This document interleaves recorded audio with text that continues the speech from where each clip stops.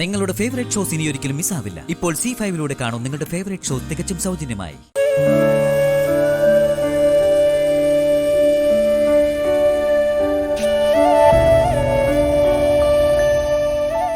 അതെ, ഒരുപാട് പേര് വിളിക്കുന്നുണ്ട്. ഏയ് ഇല്ല ഇല്ല ഇല്ല, അവളെ വിളിക്കാനുണ്ട്. ആ, അവളോടൊന്ന് പറഞ്ഞേക്ക്. ശരിയെന്നാ, ഞാൻ പിന്നെ വിളിക്കാം.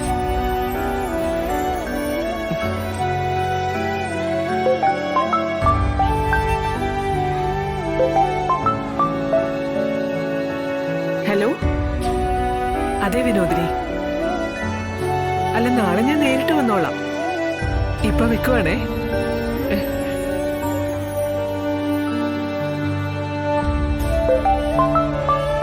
ഓ, ഇതൊരു ഷീബയോ?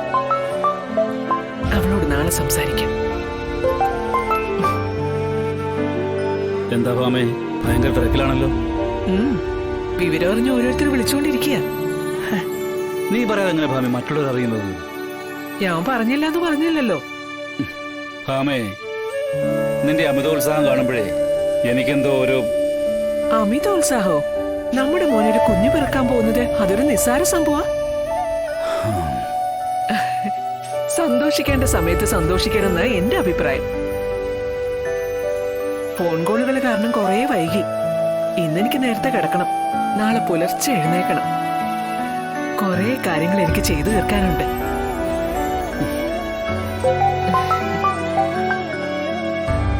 അയ്യോ ശോഭ, കോൾ അറ്റൻഡ് ചെയ്തില്ലെങ്കിൽ അവള് പിണങ്ങും.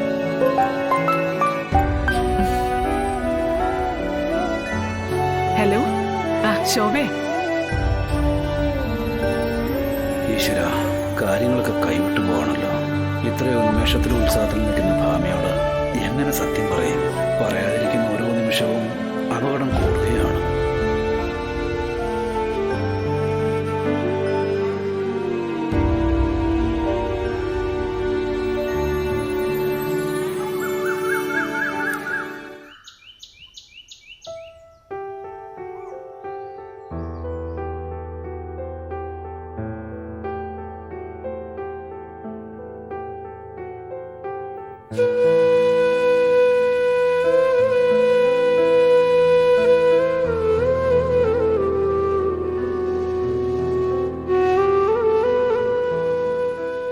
ഭാമേ, കുഞ്ഞിന് കുഴപ്പമൊന്നുമില്ല.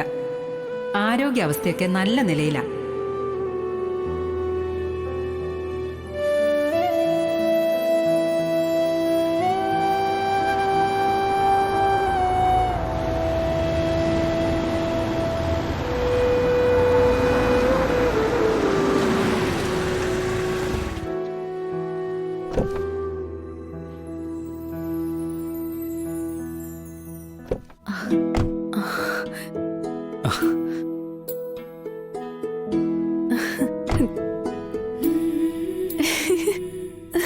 പാറുക്കുട്ടി, ഓ അമ്മ മറന്നുപോയടാ നീ.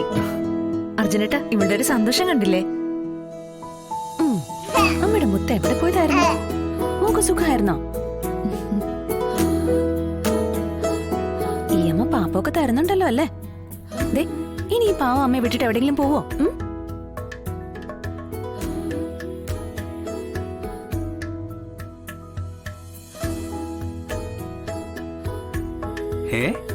ഇവളെന്താ ശാലിനിയോട് പറയുന്നേ? അവൾക്ക് ശാലിനി ചോദിക്കുന്നതൊക്കെ മനസ്സിലാവുന്നുണ്ടോ? മനസ്സിലാവോ അർജുനേട്ടാ? പ്രസവിച്ച് വീണപ്പോ മുതൽ അമ്മയെ കാണുന്ന കുഞ്ഞും ജനിക്കുമ്പോ മുതൽ അമ്മയുടെ സ്നേഹലാളനങ്ങൾ അനുഭവിക്കുന്ന കുഞ്ഞിനും ഒരു അദൃശ്യ ഭാഷയുണ്ട്. സ്നേഹത്തിന്റെ ആ ഭാഷ മനസ്സിലാക്കാനും പങ്കുവെക്കാനും പെറ്റമ്മയാവണമെന്ന് യാതൊരു നിർബന്ധവും ഇല്ല. അതെ, നിനക്ക് കിട്ടുന്ന ഈ സ്നേഹം പങ്കിട്ടെടുക്കാൻ ഒരാള് വരാൻ പോവാ. നിന്റെ ശാലുമ്മയുടെ വയറ്റിലെ നിന്നേക്കാളൊരു ചെറിയ ഓമനമാവ വളരുന്നുണ്ട്.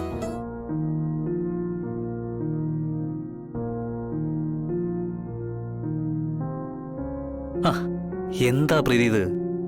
ഒരു കുഞ്ഞു പറഞ്ഞെന്ന് കരുതി ശാലിനിക്ക് ഈ പാറിനുള്ള സ്നേഹം കുറയോ? കണ്ടില്ലേ, നീ പറഞ്ഞു കേട്ടിട്ട് ശാലിനിക്ക് വിഷമമായി. സോറി മോളെ, ഞാൻ അങ്ങനെയൊന്നും ഉദ്ദേശിച്ചില്ല. ഞാനൊരു തമാശ പറഞ്ഞതാ. ഏയ്, നീ പറഞ്ഞത് ഓർത്തിട്ടൊന്നും അല്ല ഞാൻ. നിങ്ങളോട് രണ്ടുപേരോടും പറയാത്തൊരു രഹസ്യം എന്റെ ഉള്ളിൽ നീട്ടിക്കൊണ്ടിരിക്കുക. പാറുവിനെ കണ്ടപ്പോ അല്പനിമിഷത്തേക്കെങ്കിലും അതൊന്ന് മറക്കാൻ പറ്റി. ഇപ്പൊ വീണ്ടും മഞ്ഞുമല ഇടിയുന്ന പോലെ അത് ഹൃദയത്തിലേക്ക് വന്ന് വീണിരിക്കുക. അത്രേ ഉള്ളൂ. എന്തടി? എനിക്ക് പാറക്കുട്ടിയോടുള്ള സ്നേഹം പങ്കുവെക്കാൻ ആരും വരാൻ പോകുന്നില്ല.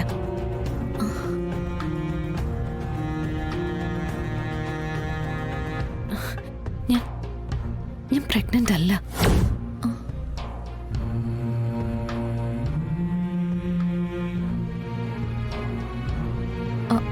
അപ്പോ അമ്മ പറഞ്ഞത് സത്യാമ്മയെ തെറ്റിദ്ധരിപ്പിച്ച് അങ്ങനെ പറയേണ്ടി വന്നതാ. എന്താടി ഒന്ന് തെളിച്ച് പറ. ശ്യാമയ്ക്ക് ഇനി ഒരിക്കലും എന്റെ ജീവിതത്തിലേക്ക് കടന്നു വരാനാവില്ല.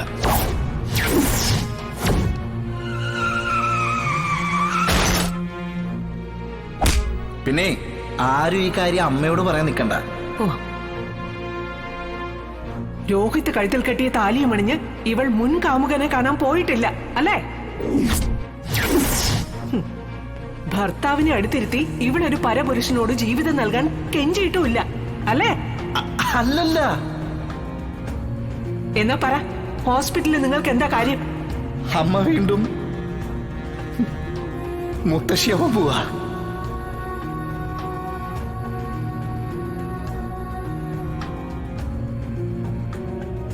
തൽക്കാലം അമ്മയുടെ അടുത്തുനിന്ന് രക്ഷപ്പെടാൻ അതുകൊണ്ട് സാധിച്ചു.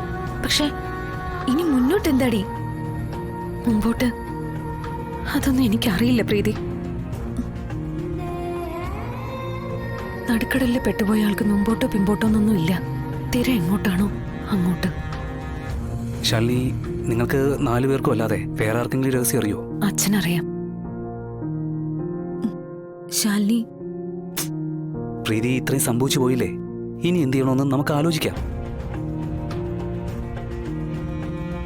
സത്യം പറഞ്ഞ നീ ഗർഭിണിയാണെന്ന് അമ്മ വിളിച്ചു പറഞ്ഞപ്പോ സന്തോഷിക്കണോ സങ്കടപ്പെടണോ എന്ന് അറിയാത്ത അവസ്ഥയിലായിരുന്നു. നിനക്കും ഇഷ്ടേട്ടനും ഒരു കുഞ്ഞ് പിറക്കുന്നു എന്ന സന്തോഷം ഒരു വശത്ത്, ഈ സമയത്ത് നീ ഗർഭിണിയായ സിവിൽ സർവീസ് ഇന്റർവ്യൂവിനും ട്രെയിനിങ്ങിനും ഒക്കെ നീ എങ്ങനെ പോകുന്നുള്ള ആശങ്ക മറുവശത്ത്. ഇപ്പൊ നീ ഗർഭിണിയല്ലെന്ന് അറിയുമ്പോഴും അതേ അവസ്ഥ തന്നെ. നിനക്ക് ധൈര്യമായിട്ട് സിവിൽ സർവീസ് ഇന്റർവ്യൂവിന് പോകാന്നും നീ കളക്ടറെ കാണുമെന്നുള്ള സന്തോഷം ഒരു വശത്ത്. അമ്മ ഇതറിയുമ്പോ എന്താവുമെന്നുള്ള ആശങ്ക മറുവശത്ത്. പ്രീതി, ഞാൻ പറഞ്ഞല്ലോ, നമുക്കത് ആലോചിക്കാം. ഓ, രണ്ടാളും മുറ്റത്ത് തന്നെ നിൽക്കാതെ അകത്തോട്ട് വാ. ഡൗൺലോഡ് ചെയ്യൂ C5 ആപ്പ്. കാണൂ എല്ലാ എപ്പിസോഡുകളും സൗജന്യമായി.